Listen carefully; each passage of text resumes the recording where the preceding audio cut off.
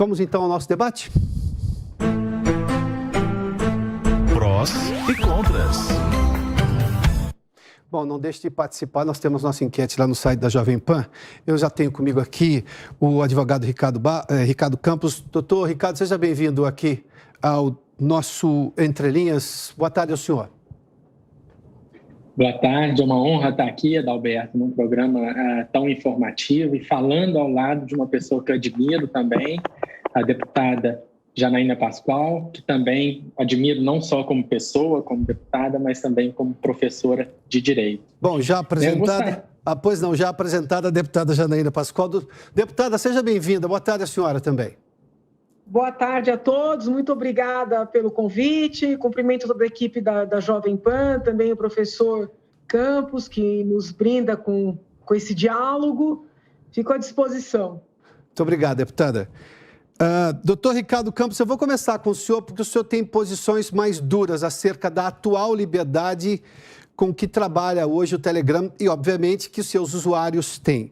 Que limite o senhor imagina que precisa existir? Por que ele precisa sofrer alguma sanção ou algum controle do Estado neste momento, sobretudo neste momento eleitoral? Olha, Adalberto, eu falo da Alemanha, né, onde eu sou docente, então eu carrego comigo uma tradição, uma determinada tradição de lidar com a esfera pública e a regulação da esfera pública, que difere um pouco do modelo americano e depois a gente pode falar um pouco do modelo brasileiro, né? Mas se a gente olhar, né, para responder essa pergunta, a gente tem que olhar um pouco como que constitui o regime jurídico do direito eleitoral no Brasil, né? A gente tem uma tradição diferente também do direito norte-americano, em que há um controle maior dessa economia da aparência, né, que ocorre, que intensifica-se perto da eleição. Então, a gente cria alguns institutos jurídicos até para equilibrar melhor a concorrência e não deixar que ocorra, por exemplo, uma intervenção muito grande de quem tem um capital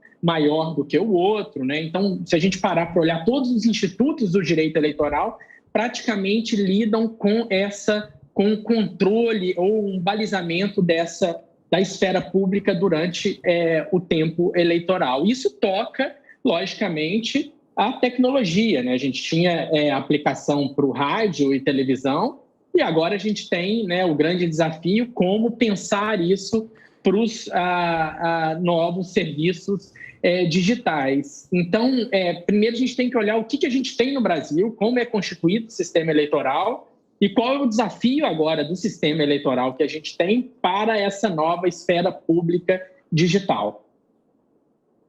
Tá, mas a sua posição é de impor que tipo de limite durante o processo eleitoral? Porque eu preciso levar em conta que até muito pouco tempo... Bom, eu me formei em 1994, doutor, me permita fazer aqui só um histórico. Lá no meu curso de jornalismo, em comunicação social na Universidade Metodista de Piracicaba, tinha uma disciplina que chamava-se popularização dos meios de comunicação.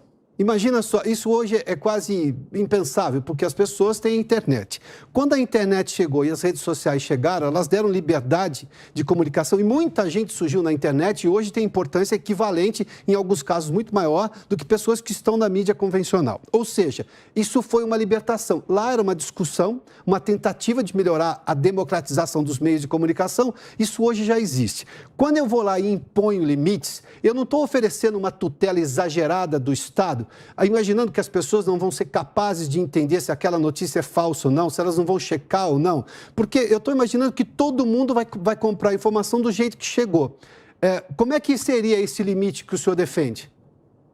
Olha, o que eu defendo é a aplicação da legislação nacional eleitoral adaptada aos contornos das novas tecnologias, né? Logicamente, isso tem um modelo para o Facebook, tem um modelo para o Twitter, tem um modelo para todos esses aplicativos que têm a moderação de conteúdo no seu centro. Então, você vê aí esses aplicativos, eles têm uma cooperação maior com o TSE. Agora, os aplicativos como o WhatsApp e o Telegram, que surgem como mensagerias privadas, ele tem uma dificuldade muito maior. O grande desafio, e esse é meu ponto, é trazer esses aplicativos que têm uma comunicação global, que tem essa dimensão da democratização da comunicação, trazer ela para dentro da legislação brasileira. E aí, o grande desafio que se coloca, né, e esse é o tema do programa, é que o Telegram não tem nenhum representante no Brasil, né? As cartas rogatórias que são enviadas, a forma de comunicação pelo direito internacional privado, que determina um certo tipo de comunicação interestatal, não são sequer respondidas. E esse já é um ponto de início para qualquer debate sobre uma possível restrição, que aí traz consequências também negativas, e aí que tem que ser balanceado, para também uma outra esfera econômica que não toca a eleição. Existem pessoas também que são comerciantes, que são professores universitários, né, que são do setor religioso, que se utilizam também do aplicativo, né? Então, quer dizer, uma restrição atingiria também essas pessoas, só que a eleição, nesse ponto, ao aplicativo nem sequer responder as notificações de um Estado nacional sobre eleição que toca, né, o pilar, né, a construção democrática de um país, isso é, por si, algo muito grave que sim caberia alguma forma de restrição, por exemplo, de alcance ou até, né, questões mais drásticas de um bloqueio por um prazo determinado. Deputada Janaína Pascoal, me permitiu, obviamente, a gentileza de ouvir um pouco mais o argumento do professor Ricardo Campos, porque acho que isso conclui para nós, pelo menos, o ponto de vista de o porquê que ele considera que a maneira como está é ruim. A senhora defende o quê? Que o Telegram continue funcionando do jeito que está ou considera essas limitações aí aventadas pelo doutor Ricardo Campos? Então, vamos por partes. Seja para o Telegram, seja para qualquer outra rede social, a prática de crimes por meio dessas plataformas precisa ser coibida. Tá? Então, por exemplo, infelizmente, existem páginas ensinando como montar bomba, como estuprar mulheres, como cooptar crianças para fins de exploração. Então, esse tipo de material, não importa se no Telegram, se na Deep Web, se no Facebook, não importa em qual plataforma, precisa ser imediatamente retirado do ar. Tá?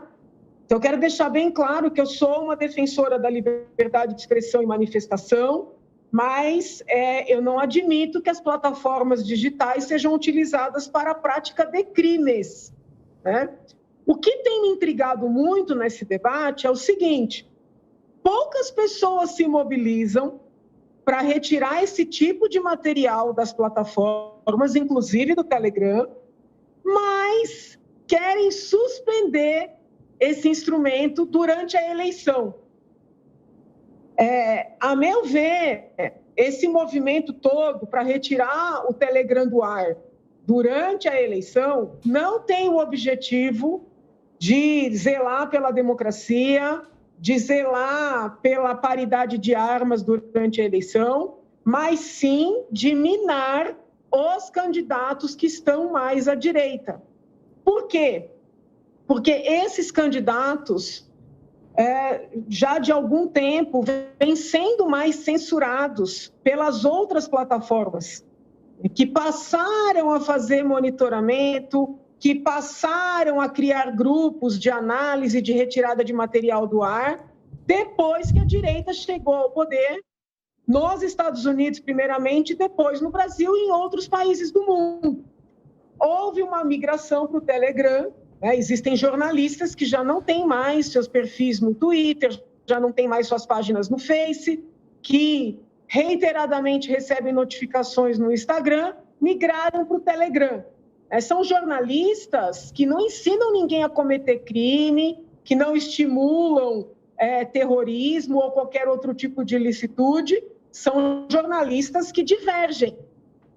Então, assim, é muito significativo que se esteja criando um caldo de cultura para suspender uma plataforma que é utilizada primordialmente por pensadores, formadores de opinião e políticos mais à direita. Tá? Eu vejo este movimento, não só como censura, não só como cerceamento da liberdade de expressão, manifestação, mas principalmente como uma arma para perpetuar, né, para levar, na verdade, a esquerda de volta ao poder central, perpetuar o poderio dos candidatos mais à esquerda e daqueles políticos, vamos dizer assim, mais palatáveis aos poderosos. Então, eu acho que é muito grave esse debate.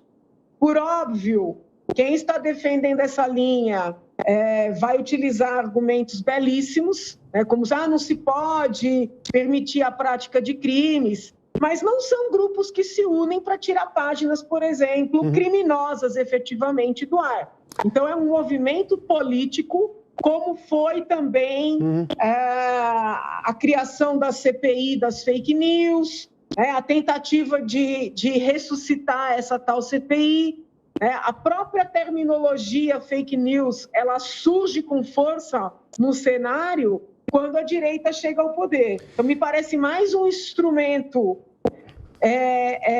de sabotagem mesmo, aqueles que pensam diferente, do que um instrumento de democracia. O discurso é esse. Por exemplo, eu venho reiteradamente sendo notificada no Twitter, no Face, no Instagram, pelas minhas postagens questionando a obrigatoriedade da vacinação, as campanhas para que as escolas denunciem pais que ainda não estão seguros para vacinar seus filhos. Em nenhum momento eu uso adjetivos agressivos, em nenhum momento eu desmereço a vacinação propriamente, mas esses mesmos formadores de opinião que querem tirar o Telegram do ar dizem que as minhas redes têm que ser derrubadas. Então, é um movimento político acima de qualquer outra coisa. Deputada, eu vou levar esse seu ponto agora ao doutor Ricardo Campos, mas só uma pergunta à senhora, até para atender em parte do que ele fez menção. Não é razoável que o Telegram tenha pelo menos uma representação num país onde ele tem uma importante atuação? Porque qualquer comunicação que se pretenda fazer com a empresa, eu vou citar aqui o caso do ministro Barroso, o ofício foi, o Correio tentou entregar o ofício 4 vezes. Não conseguiu. A empresa não tem nenhuma representação no Brasil. Porque depois eu vou perguntar sobre a perseguição ideológica ao doutor Ricardo Campos, se a gente não corre esse risco também. Mas a senhora acha que isso é razoável, pelo menos? Porque o Telegram não tem esta representação. É razoável, mas, por outro lado, as outras plataformas, eu acho assim, o fato de ser razoável não justifica tirar do ar. Esse vai ser mais um argumento utilizado para justificar um movimento político, ideológico, entende? Tá. Porque também as outras plataformas têm grupos de análise, mas ninguém sabe quem são esses grupos. Também se confere um poder a esses grupos de análise interna, que não tem nenhum tipo de filtragem legal. E como são plataformas mais simpáticas, as ideias dominantes, ninguém pensa em tirar do ar. E eu não quero que tire. Mesmo que fosse uma plataforma majoritariamente de esquerda, eu prefiro que nós tenhamos liberdade no debate, obviamente, sem instigação ao crime, sobretudo contra crianças. Sim. Eu quero que tenha liberdade, do que querer que cerceiem quem pensa diferente de mim. Obrigado, deputada. Vamos lá, doutor Ricardo Campos, eu fiz essa ponderação porque o senhor fez menção à questão de não ter representação no Brasil, mas a deputada levanta um ponto aí de perseguição ideológica a um determinado grupo político, sobretudo os mais conservadores e à direita, e a gente viu, por exemplo, a dificuldade para saber a identidade de um grupo chamado Sleeping Giants, que tem no Twitter, que perseguia pessoas, jornalistas, inclusive veículos de comunicação com sede no Brasil, com sócios brasileiros que prestavam jornalismo há muito tempo. E a gente não corre o risco de dar ao poder central, seja ele qual for, uma autoridade muito grande sobre o que é liberdade ou não de informação? Esse é o problema que o Estado moderno, ao monopolizar o poder, corre a todo momento.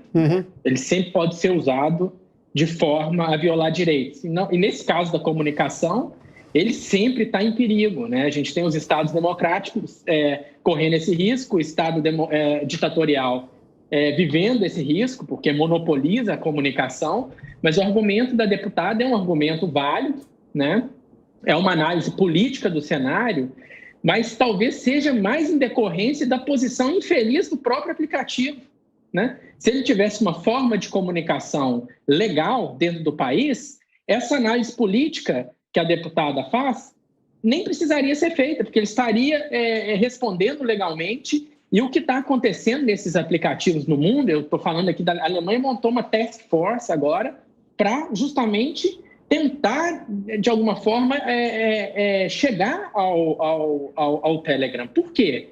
Aqui foi planejado um assassinato de um governador pelo Telegram.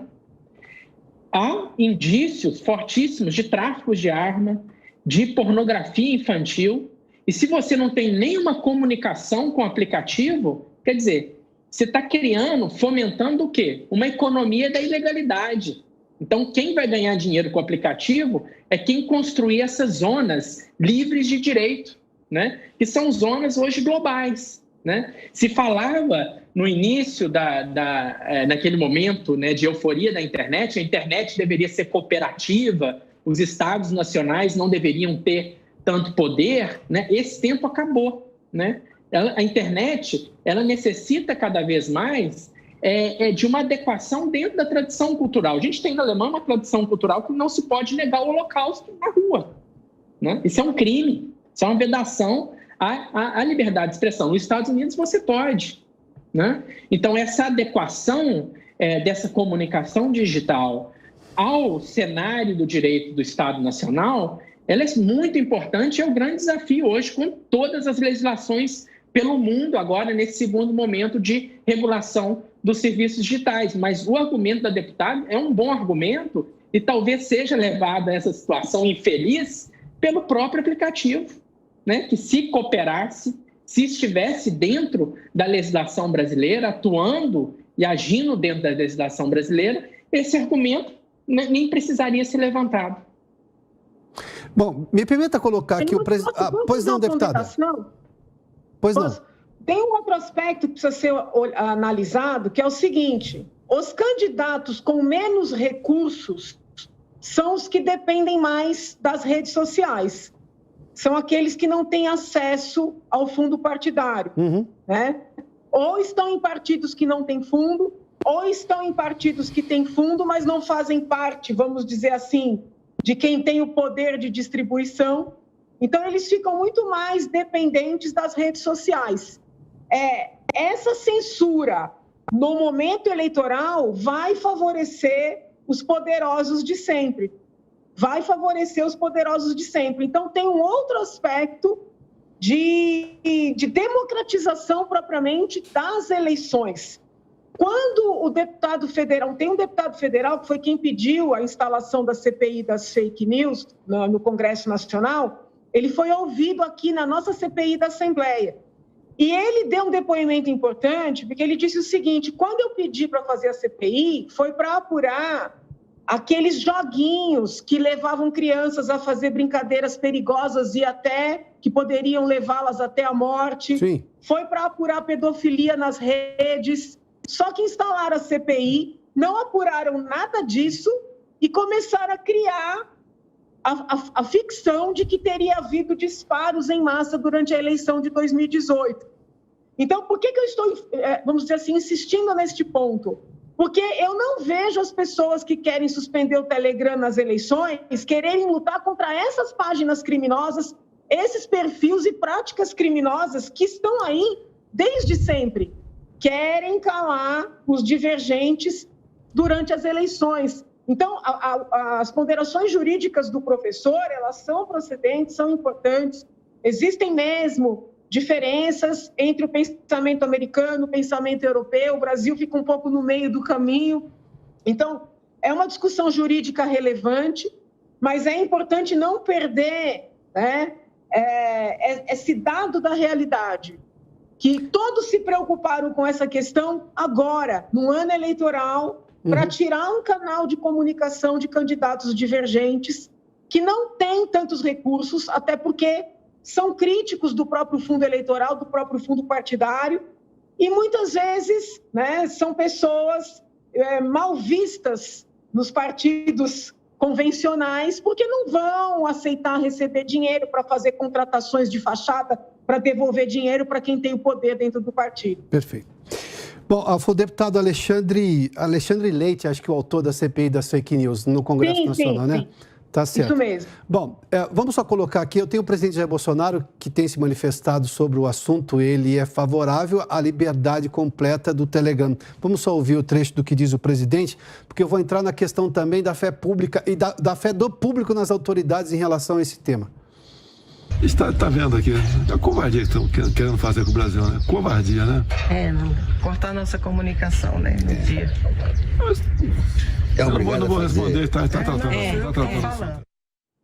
Nossa equipe também foi às ruas para saber a opinião das pessoas. E aí, o que elas acham do tema? E aí?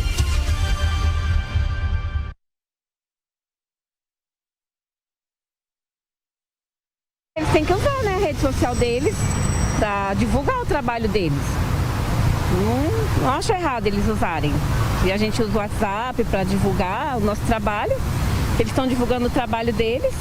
Eu acho que o uso do Telegram é fundamental, assim como todas as outras mídias sociais. Afinal de contas, se esse é um país onde nós temos democracia, a liberdade de expressão deve ser preservada e o Telegram é mais uma das plataformas que defende a liberdade de expressão. E hoje o Telegram é um dos meios de divulgação de muita coisa, mas é usado de forma incorreta por muita gente, com muita informação que não tem nenhum tipo de embasamento. E isso é errado. É uma boa plataforma, levando em consideração que hoje muitas coisas estão digitais, eu acho que é uma ferramenta para atingir vários públicos também. O problema do Telegram é que ele tem sido utilizado, como já foi muito o WhatsApp, para disseminar fake news, né? As notícias falsas. E o que é pior, se só disseminasse fake news e as pessoas vissem que são fake news, mas não, as pessoas acreditam que aquelas fake news são verdadeiras. Então, o Telegram está sendo um desserviço à democracia. Eu sou a favor, né, porque é um ótimo meio de comunicação, cabe muitas pessoas, né, e eu conheço também vereadores políticos que utilizam e mandam pra gente. É uma forma da gente conhecer, né, também as propostas e tudo mais. O uso do Telegram para a campanha eleitoral eu acho que pode ser muito invasivo para a população, assim, pode acabar sendo muito invasivo mesmo e acabar sendo chato pra caramba. Olha, um dos argumentos ali de uma das entrevistadas é o que da minha faculdade chamava-se descentralização dos meios de comunicação, ou seja, isso estaria mais dividido. Quando as pessoas se comunicam diretamente comigo, e ela falava justamente dos políticos, ou seja, de prestar contas, de explicar o que acha sobre determinado ponto e por aí vai. Doutor Ricardo Campos, eu vou pegar o ponto que a doutora Janaína fez menção agora há pouco, porque nós temos uma realidade em que, sim, o TSE tem autoridade legal para impor situações sobre as eleições brasileiras, mas a gente tem uma crise de credibilidade no país que afeta uma série de instituições. O senhor não acha que parte dessa discussão passa pela falta de credibilidade das pessoas? Mas por que eu vou dar ao TSE essa autoridade? Não que elas possam discordar de que uma empresa tem que ter sede no Brasil, que ela tem que ter algum tipo de controle, porque obviamente excessos podem acontecer, e isso é da natureza humana e podem ser contidos, por isso que a lei, vivemos num Estado democrático de direito, mas vivemos antes no Estado de direito, há regras. Agora, o problema não é a falta de credibilidade, as pessoas acham que quem controlar vai controlar apenas por um lado, e aí nós passamos para o lado da perseguição ideológica a determinados grupos? Esse é um ponto muito importante. A gente vê as democracias que deram certo no pós-guerra, são democracias que conseguem, de certa forma, balancear lados opostos, né, no mesmo governo, né? Então, quer dizer, você tem um que ganha e o outro que aceita a vitória, né? E quando dentro da população começa a surgir um sentimento de descrédito contra as próprias instituições estatais, isso é muito perigoso para qualquer Estado, porque isso gera insegurança jurídica, tanto para o setor econômico, quanto também para a questão democrática de aceitação de decisão judicial, aceitação de decisão do Estado, né? Uhum. Mas só para dar uma informação sobre o Telegram ele já foi proibido em 11 países, inclusive na Rússia, que é o país de origem, né? Rússia, Índia e diversos outros países têm caminhado para esse ponto. E também nesse ponto seria de se perguntar, bloqueando o Telegram, não surgiriam outros aplicativos que aí absorveriam a massa de massa crítica, né? Ou massa de usuários desses aplicativos? Deputada, nós temos uma questão porque, obviamente, a internet é infindável.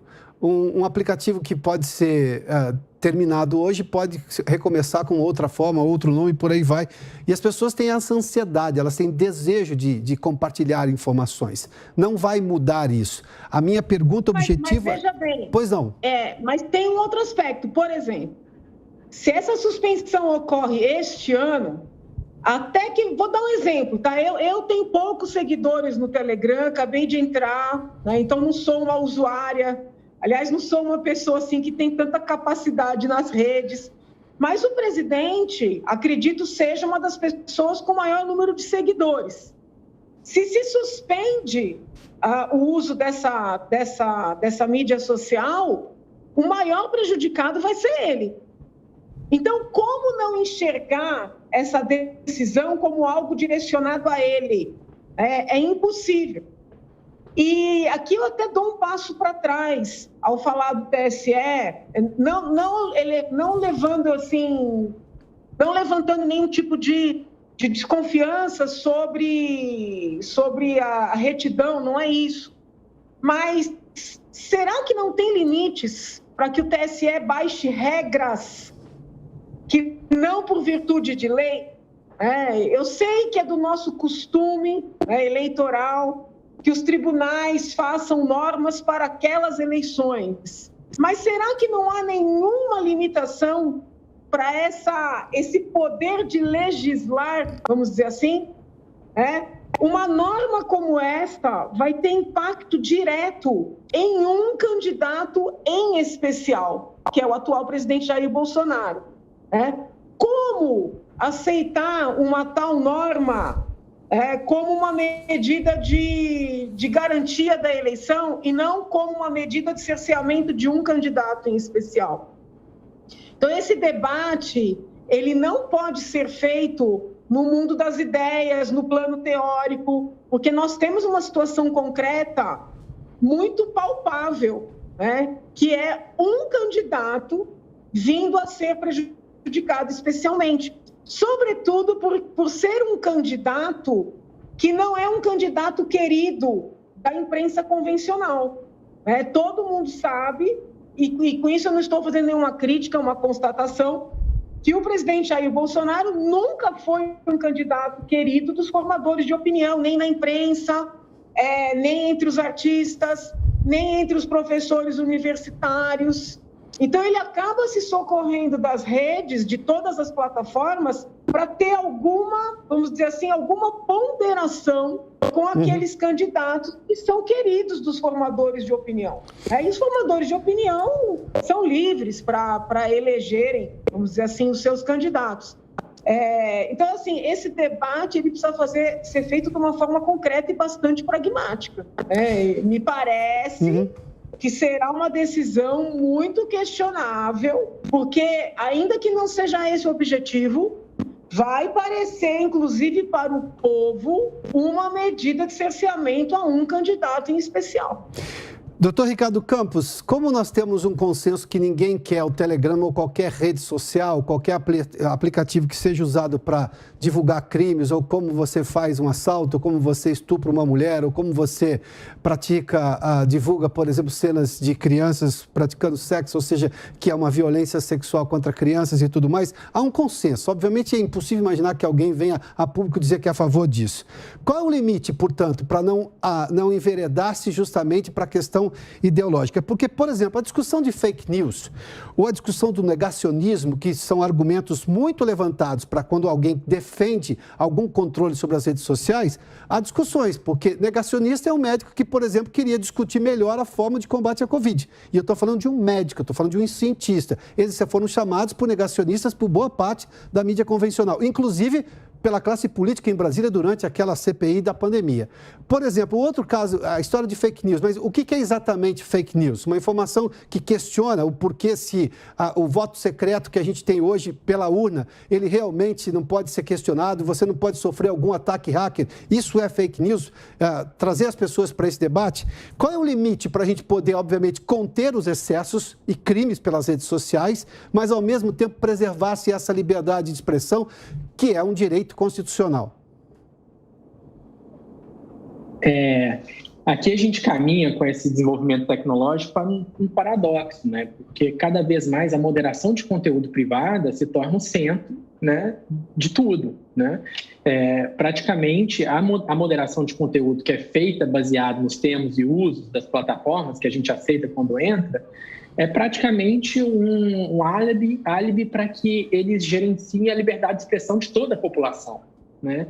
Então, o que se tem que desenvolver são mecanismos de transparência e de defesa também. Por exemplo, uma remoção de algum post que você julga ser legal e a plataforma derrubou por ser ilegal. Tem que ter um acesso mais rápido, né, em plataforma digital e deixar o judiciário para um segundo plano, né? Por quê? No direito brasileiro, com o artigo 19 do Marco Civil da Internet, você precisa de uma decisão judicial. Aí, deputado, eu te pergunto, quem entraria da população na justiça para remover algum post, né? Ninguém, né? A pessoa vai para o sistema de saúde, né, tratar de uma depressão, mas a responsabilidade dos intermediários tem migrado para uma primeira defesa dentro da própria plataforma contra a plataforma, né? Esse é o movimento atual no mundo, né? E o problema desses aplicativos de mensageria privada é que eles tendem a não disponibilizar e nem tentar desenvolver alguma forma de defesa do próprio indivíduo, né? Porque aí a gente começa a gerar um conhecimento sobre como a plataforma maneja os conteúdos, o que está realmente tirando depois de um requerimento do próprio usuário. Então, existe hoje no mundo uma tentativa de abraçar esse gerenciamento privado da liberdade de expressão através de mecanismos jurídicos. E esse seria, para mim, o maior desafio atual. Deputada, por gentileza.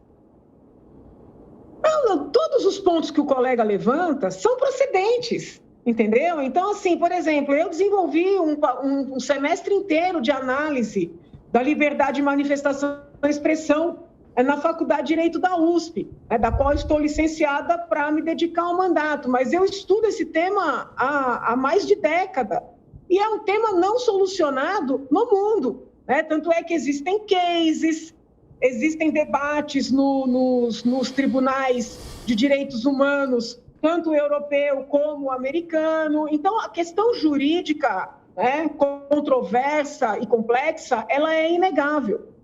O que eu estou tentando explicar, não sei se estou conseguindo, é o seguinte: esta discussão está sendo feita neste momento, não com o intuito de proteger crianças, mulheres, grupos vulneráveis de atos violentos, de discriminações, né? Mas com o intuito de cercear uma linha político-ideológica. Então, assim, me parece uma discussão disfarçada de jurídica, mas com uma finalidade política clara. Esse é o ponto. Por que essa discussão está ocorrendo agora? E não no ano passado, e não há 2 anos atrás, quando também havia quem ensinasse a praticar crime contra crianças, contra mulheres. Entendem? Então, assim, me parece algo muito direcionado, com um impacto real nas eleições de 2022. Então, por isso que eu estou dizendo desde o princípio, não dá para nós fazermos esse debate apenas sob o ponto de vista jurídico. Não que o jurídico seja simples, hein? O jurídico já é difícil de solucionar. Mas não podemos perder, né, de vista que isso está acontecendo num momento muito propício para quem quer suspender o Telegram do ar neste ano. Deputada Janaína Pascoal, muitíssimo obrigado pela participação aqui nesse debate. Quero agradecer a senhora e também ao doutor Ricardo Campos. A gente vai continuar debatendo esse tema. Ambos também, muita saúde. Obrigada. Muito obrigado, doutor Ricardo Campos. Obrigado pela gentileza de nos atender aqui no Entre Linhas da Jovem Pan. Bom, vamos ver como terminou a nossa enquete. Lembrando que todo dia você pode participar do nosso programa pelo site da Jovem Pan. Vamos dar uma olhadinha? Aqui, olha. Autoridades brasileiras querem barrar o Telegram da campanha eleitoral. Você concorda? Não, as pessoas não concordam com isso. 92,3% é o que disseram as pessoas que atenderam a esse pedido para participarem da enquete aqui no site da Jovem Pan. Sim, 7,7%. A gente, quando ouviu ali as pessoas na rua, a gente percebeu também que a maioria tinha uma opinião muito mais favorável à liberdade de expressão. Claro que, e aí eu acho que o doutor Ricardo Campos e a doutora Janaína Pascoal deixaram isso muito claro, ninguém quer a internet para divulgar crime. Ninguém aceita isso, não em sã consciência, obviamente. Mas quando se afronta a alguma liberdade, quando você pode sugerir a possibilidade de uma perseguição ideológica, político-ideológica, num momento delicado como este ano, a pergunta que se faz é, precisa-se fazer um controle do Telegram agora, nesta eleição, neste momento, levando-se em conta a divisão ideológica no país que ficou mais acirrada, todas as questões que a própria justiça provocou ao liberar candidatos, anular processos, como foi o caso, por exemplo, da volta ao presidente Lula à cédula eleitoral, muito provavelmente ele vai ser o candidato do PT em outubro do ano que vem. Ou seja, há uma série de coisas que fizeram com que as pessoas passassem a desconfiar das reais intenções da justiça brasileira. E isso é ruim para a democracia. Quando as pessoas perdem a fé na coisa pública, ou seja, nas autoridades públicas, a gente tem um problema muito grande. E aí, claro que o desejo de liberdade de expressão é maior. Aliás, a Constituição de 1988, ela é muito clara nisso, porque era justamente foi uma Constituição que foi feita logo depois da ditadura militar. E aí você vê uma série de direitos conquistados ali, referendados em lei. Esta foi a razão da Constituição hoje, embora reclamada em alguns momentos, dela ter tantas liberdades e ser muito clara em relação à liberdade de expressão, porque vínhamos de um regime de exceção. Quando se almeja em algum momento conter a liberdade, ou seja, inferir algum controle à liberdade de expressão, as pessoas querem saber exatamente por qual razão.